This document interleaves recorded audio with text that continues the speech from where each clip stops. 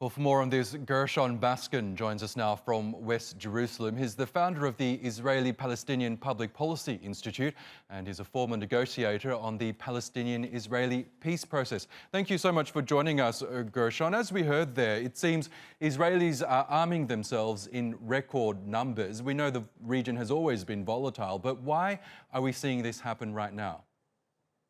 Well, I think as your report showed that people felt a lack of security, a lack of police protection when violence does erupt, particularly in these mixed cities. There's a lot of illegal weapons available on the streets of Israel, particularly in the Palestinian communities, both in the mixed cities and in Palestinian communities. And Jews felt that they were under attack and therefore are purchasing weapons. This is a failure of the state to provide protection for people. It's a failure of the state in its demand to collect illegal weapons on the streets all across Israel.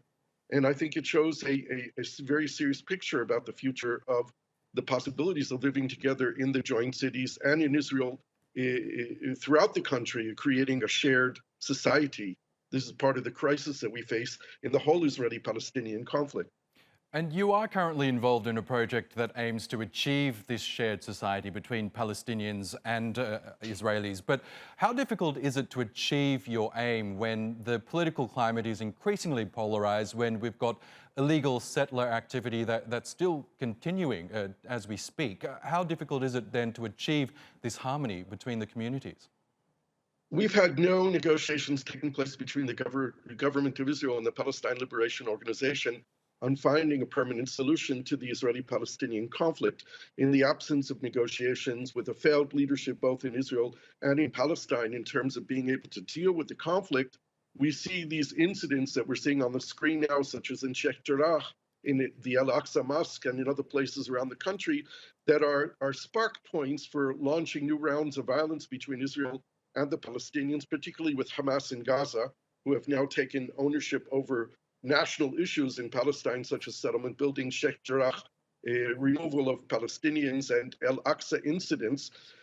When the tension and violence grows between Israel and Palestine, it impacts the lives between Jewish and Palestinian citizens of the state of Israel, who are by default part of this conflict, and those tensions come out as they did this past May. Now, there was some hope that when the Biden administration took power and when Benjamin Netanyahu lost power, that perhaps the peace process could be revived. That doesn't seem to be the case right now, though. Do you hold out hopes that perhaps there will be some sort of lasting or at least a revival of these talks? I don't see it in the immediate future. The Israeli government, which is a very broad coalition between 8 political parties from the right to the left, is committed not to enter into negotiations with the Palestinians. The Palestinian leadership is completely divided between the West Bank and Gaza, with a long due process of elections needing to take place that were also postponed in last May.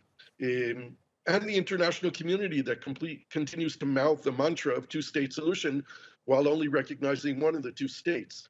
Of course, if the United States, if Canada, if countries in Europe were to recognize the state of Palestine, that would change the nature of the possibilities for movement forward on the ground. But those countries still only recognize one of the two states and yet continue to talk about two states. Okay, Gershon Baskin, we will have to leave it there, but thank you so much again for joining us on TRT World.